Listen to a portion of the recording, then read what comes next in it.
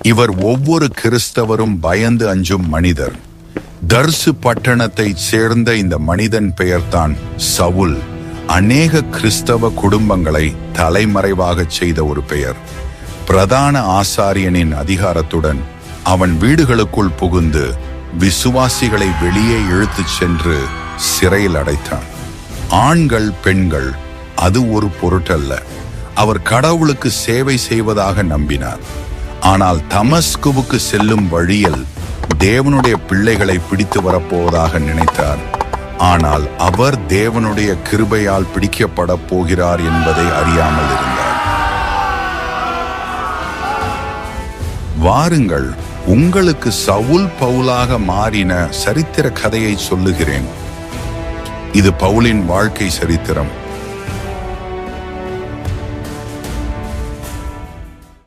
முதல் கிறிஸ்தவ இரத்த சாட்சியான ஸ்தேவானை கல்லெறியும் நிகழ்வில் சவுல் உடன் இருந்தார். ஏனெனில் அவர் ஸ்தேவானின் மரண தண்டனையை அங்கீகரித்தார். ஆனால் சவுல் இன்னும் திருப்தி அடையவே இல்லை. கிறிஸ்தவர்களையும் அவர்களின் இயக்கத்தையும் அழிப்பதில் அவர் வெறி கொண்டார். ஒவ்வொரு நாளும் அவர் இரக்கமற்ற மன உறுதியுடன் இயேசுவின் சீடர்களை கொன்று போடவும் சிறைப்பிடிக்கவும் பின்தொடர்ந்தார். அவர் எருசலேமில் வீடு வீடாகச் சென்று இயேசுவை ஆண்டவர் என்று அறிக்கை செய்தவர்களை வெளியே இழுத்துச் சென்றார். ஆனால் எருசலேம் அவருக்கு போதுமானதாக இல்லை. எனக்கு கடிதங்களை கொடுங்கள் என்று அவர் பிரதான ஆசாரியனை நோக்கி, நான் தமஸ்குவுக்கு போய் இயேசுவை பின்பற்றுகிற எவரையும் நீதியின் முன் நிறுத்தும்படி கூட்டி வருவேன் என்றார். அதனால் அதிகாரத்தை கையில் எடுத்துக்கொண்டு சவுல் கோபத்தால் நிறைந்தவராய் பரலோகம் பார்த்து கொண்டிருப்பதை அறியாமல் தமஸ்குவிற்கு போகும் பாதையில் புறப்பட்டார். நண்பகலில் சவுல் நகரத்தை நெருங்கும் போது கற்பனை செய்ய முடியாத ஒன்று நடந்தது. நண்பகல் சூரியனை விட பிரகாசமாக வானத்திலிருந்து ஒரு ஒளி அவரை சுற்றி பிரகாசித்தது. அதன் சக்தி சவுலை தரையில் வீழ்த்தியது. பின்னர், சவுலே சவுலே, நீ ஏன் என்னை துன்புறுத்துகிறாய் என்ற குரல் கேட்டது. குழப்பம் அடைந்து நடுங்கிக் கொண்டிருந்த சவுல், ஆண்டவரே, நீர் யார் என்று பதிலளித்தார். நீ துன்புறுத்தும் இயேசு நானே. நீ எழுந்து நகரத்திற்குள் போ. நீ செய்ய வேண்டியது அங்கே உனக்கு சொல்லப்படும் என்ற வார்த்தையை சவுல் கேட்டார். சவுலுடன் இருந்தவர்கள் சத்தத்தை கேட்டார்கள், ஆனால் யாரையும் பார்க்கவில்லை. சவுல் எழுந்தார். ஆனால் அவர் கண்களை திறந்தபோது அவர் குருடராக இருந்தார். ஒரு குழந்தையைப் போல கையால் வழிநடத்தப்பட்டு வலிமை மிக்க சவுல் தமஸ்குவிற்குள் நுழைந்தார். 3 நாட்களாக அவர் சாப்பிடவோ குடிக்கவோ இல்லை. அவர் உடல் ரீதியாகவும் ஆவிக்குரிய ரீதியாகவும் முழு இருளில் அமர்ந்திருந்தார். நகரத்தின் வேறொரு இடத்தில் அமைதியான வீட்டில் அனனியா என்ற இயேசுவின் பக்தியுள்ள சீடர் ஒருவர் மண்டியிட்டு ஜெபித்துக் கொண்டிருந்த போது அவருக்கு ஒரு தரிசனம் கிடைத்தது. அனனியாவே என்ற சத்தம் கேட்டது. உடனே அனனியா, ஆண்டவரே, இதோ அடியேன் என்றான். நேர்தெருவு என்ற தெருவுக்குச் செல். யூதாவின் வீட்டில் தர்சு பட்டணத்தை சேர்ந்த சவுல் என்ற ஒருவனை கேள். அவன் ஜெபிக்கிறான். ஒரு தரிசனத்தில் அனனியா என்ற ஒரு மனிதன் உள்ளே வந்து தன் பார்வையை மீட்டெடுக்க தன் மீது கைகளை வைப்பதை அவன் தரிசனமாய் கண்டிருக்கிறான் என்றார். இந்த தரிசனத்தையும் சத்தத்தையும் அனனியா கேட்டதும் உறைந்து போனார். ஆண்டவரே, இந்த மனிதனை பற்றி நான் பல அறிக்கைகளை கேள்விப்பட்டிருக்கிறேன். அவன் எருசலேமில் உள்ள பரிசுத்தவான்களுக்கு மிகுந்த தீமை செய்தான். இப்போது அவன் உம்முடைய பெயரை சொல்லி கூப்பிடும் அனைவரையும் கைது செய்ய அதிகாரத்துடன் இங்கே இருக்கிறான் என்று பயந்து அனனியா சொன்னார். ஆனால் கர்த்தர், நீ போ, அவன் புறஜாதியாருக்கும் ராஜாக்களுக்கும் இஸ்ரவேல் புத்திரருக்கும் முன்பாக என் நாமத்தை சுமக்க நான் தெரிந்து கொண்ட ஒரு கருவியாயிருக்கிறான். என் நாமத்திற்காக அவன் எவ்வளவு பாடுபட வேண்டும் என்பதை நான் அவனுக்கு காண்பிப்பேன் என்று பதிலளித்தார். அனனியா பயந்தார், ஆனாலும் தேவனுக்கு கீழ்ப்படிந்து சென்றார். எங்கள் வீடியோக்கள் உங்களுக்கு பிரோஜனமாக இருக்கும் என்று நம்புகிறோம். இப்போதே சப்ஸ்கிரைப் செய்து மற்றவர்களுக்கும் இந்த வீடியோக்களை அனுப்பி பயன்பெறச் செய்யுங்கள். இவற்றை உருவாக்க எங்களுக்கு நீண்ட நேரம் எடுக்கிறது. ஆனால் உங்கள் ஆதரவும் அன்பும் எங்களுக்கு மிகவும் ஊக்கமளிக்கிறது. நன்றி. அனனியா வீட்டிற்குள் கதவை திறந்து நுழைந்ததும் அவருக்கு முன்பாக குருடாக்கப்பட்டு பலவீனமடைந்து தாழ்த்தப்பட்ட தர்சு பட்டணத்தைச் சேர்ந்த பிரபலமான சவுல் அமர்ந்திருந்தார். அனனியா சவுலின் தோள்களில் கைகளை வைத்து தெய்வீக தைரியத்தால் நிலை பெற்ற குரலில் பேசினார். சகோதரனாகிய சவுலே, வழியில் உனக்கு தோன்றிய கர்த்தராகிய இயேசு நீ மீண்டும் பார்வை பெற்று பரிசுத்த ஆவியினால் நிரப்பப்படும்படி என்னை அனுப்பினார் என்றார். உடனே சவுலின் கண்களில் இருந்து செதில்கள் போன்ற ஒன்று விழுந்தது. அந்த நொடியே அவரால் மீண்டும் பார்க்க முடிந்தது. பார்வை திரும்பியது. அந்த தருணம் வெளியரங்கமான பார்வை எப்படி சவுல் அடைந்தாரோ அதே போல் அவர் உள்ளார்ந்த பார்வையும் அடைந்தார். அவரது முழு வாழ்க்கையும் அப்போதே திசை மாறியது. அந்த நொடி பொழுதே கிறிஸ்துவின் எதிரியாயிருந்தவர் இப்போது இயேசுவின் சுவிசேஷத்தை சுமக்கும் கனமான பாத்திரமானார். புது மனிதனாக எழுப்பப்பட்ட சவுல் அன்றே ஞான ஸ்நானம் பெற்றார். சில நாட்களுக்கு பிறகு சவுல் ஜெப ஆலயங்களில் பிரசங்கிக்க தொடங்கினார். இயேசுவே தேவகுமாரன், அவரே இரட்சகர் என்ற அதிகாரமாக மிகுந்த தைரியமாய் பிரசங்கம் பண்ணினார். அந்த மக்கள் ஆச்சரியப்பட்டார்கள். பொறுங்கள், இவர் எருசலேமில் விசுவாசிகளை பயமுறுத்திய அதே மனிதர் இல்லையா?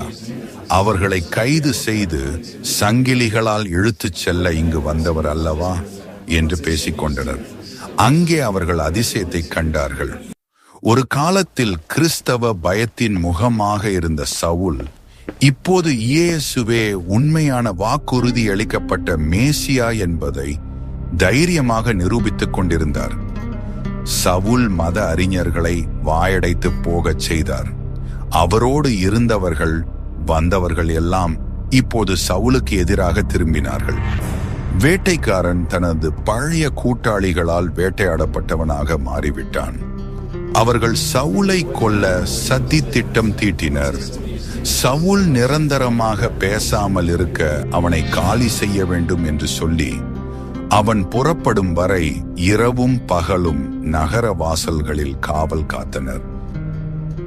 ஆனால் நகரம் தூங்கிக் கொண்டிருந்த போது சவுலின் புதிய கிறிஸ்தவ சகோதரர்கள் அவரை ஒரு பெரிய கூடையில் வைத்து சுவரில் இருந்த ஒரு திறப்பு வழியாக இறக்கிவிட்டனர். இரவு நேர மறைவின் கீழ் அவர் தப்பினார். ஒரு காலத்தில் சவுல் என்று பயப்படப்பட்டவர் இப்போது உலகம் முழுவதும் பவுல் என்று அறியப்படுகிறார். ஆனால் ஏன் பெயர் மாற்றம்? சவுல் என்பது அவரது எபிரேய பெயர். அது ஒரு பாரம்பரியத்தின் பெயர். அது அவரை அவரது மக்களுடனும் அவரது கடந்த காலத்துடனும் பென்யமின் கோத்திரத்துடனும் ஒரு பரிசேயரின் பெருமையுடனும் இணைத்தது. ஆனால் பவுல் என்பது அவருடைய ரோமானிய பெயர். உலகிற்கு கிருபையாகிய இயேசுவை பேசிய ஒரு பெயர். அவர் இப்போது சுவிசேஷத்தை கொண்டு போக அழைக்கப்பட்டார்.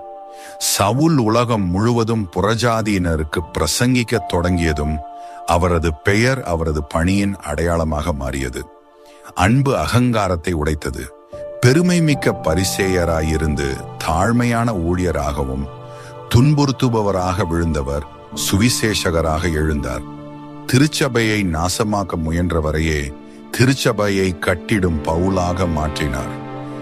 வேதம் ஒருபோதும் வியத்தகு மறுபெயரிடும் தருணத்தை பதிவு செய்யவில்லை என்றாலும் அந்த மாற்றம் தற்செயலானது அல்ல. பல வருடங்களுக்கு பிறகு வீடுகளுக்குள் நுழைந்த மனிதன் இப்போது சிறையிலிருந்து கடிதங்களை எழுதிக் கொண்டிருந்தார். ஒரு காலத்தில் மற்றவர்களுக்காக சங்கிலிகளை சுமந்தவர் இப்போது அவற்றை கிறிஸ்துவுக்காக அணிந்திருந்தார். பவுல் நகரங்களில் பிரசங்கித்தார். தேவாலயங்களை பார்த்து அழுதார்.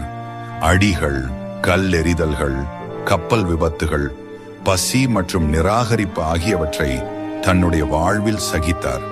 இவை அனைத்தையும் அவர் ஒரு காலத்தில் அழிக்க முயன்ற இயேசுவுக்காக சகித்தார். அவர் ராஜாக்களுக்கு முன்பாக நின்றார், ஜெப ஆலயங்களில் பேசினார், தத்துவ ஞானிகளுடன் சத்தியத்தை நியாயப்படுத்தினார், மௌனமாக பாடுபட்டார்.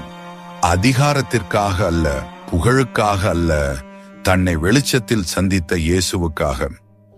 பவுல் தேவாலயங்களுக்கு தந்தையாகவும், ஆத்துமாக்களுக்கு மேய்ப்பனாகவும், ஜெபத்தில் ஒரு போர் வீரனாகவும், கிறிஸ்துவின் அடிமையாகவும் ஆனார். அவர் ரோமானிய பேரரசை கடந்து பயணம் செய்து நம்பிக்கை இல்லாத இடத்தில் நம்பிக்கையை விதைத்தார். தலைமுறைகளுக்கு கடவுளின் வார்த்தையாக இருக்கும் 13 கடிதங்களை எழுதினார். இறுதியில் ஒரு ரோமானிய சிறைச்சாலையில் பவுல் தன் வாழ்க்கையை ஒரு பானபலியைப் போல ஊற்றினார். தன் ஓட்டத்தை ஓடி முடித்தார். அவர் விசுவாசத்தை காத்துக்கொண்டார். ஒரு தியாகியாக இறந்தார். சட்டத்திற்காக அல்ல, தேவனின் அன்பிற்காக. எங்களோடு சேர்ந்து ஜெபியுங்கள். கர்த்தராகிய இயேசுவே, தமஸ்குவிற்கு செல்லும் வழியில் நீர் சவுலை சந்தித்தது போல இன்று என்னுடைய பாதையில் என்னை சந்தித்தருளும். அவர் பெருமையுடனும் நடந்தார். அவர் உமக்கு சேவை செய்ததாக நினைத்து உமக்கு துரோகம் செய்தார். அவர் குருடராக இருந்தார். நான் ஒப்புக்கொள்கிறேன் ஆண்டவரே, என் வாழ்க்கையில் நானும் குருட்டுத்தன்மையுடன் நடந்த இடங்கள் உள்ளன. ஆண்டவரே, என் கண்களை திறந்தருளும். ஒவ்வொரு பாவ செதில்களும் விழட்டும். நீர் விரும்புவதை நான் பார்க்க எனக்கு உதவி செய்யும்.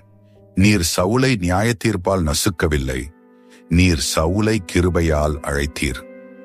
ஆண்டவரே, என்னையும் அழைக்கவும். என் கடந்த காலத்திலிருந்து திரும்புவதற்கு மட்டுமல்ல, உம்முடைய நோக்கத்தை நான் நிறைவேற்றிட எனக்கு உதவிடும். என் இருளை மாற்ற உமது ஒளியும் உமது ஆவி என்னை புதிய வாழ்க்கையால் நிரப்பவும் வேண்டும் என்று கேட்கிறேன். அனனியா போன்றவர்களை என் வாழ்க்கையில் அனுப்பும். என்னை உமது சித்த பாதைகளில் வழிநடத்துபவர்களை அனுப்பும். பவுலைப் போலவே என் உடைந்த வாழ்க்கை மூலம் உமக்காக மற்றவர்களை ஆதாயப்படுத்தவும், நல்ல வழியில் மற்றவர்களை நடக்க செய்யவும் பயன்படுத்தும். என் வாழ்க்கையை உமது கிருபையின் செய்தியாக ஆக்கும். ஒரு நாள் நானும் சவுலைப் போலவே சொல்ல வேண்டும், நல்ல போராட்டத்தை போராடினேன், ஓட்டத்தை முடித்தேன், விசுவாசத்தை காத்து கொண்டேன்.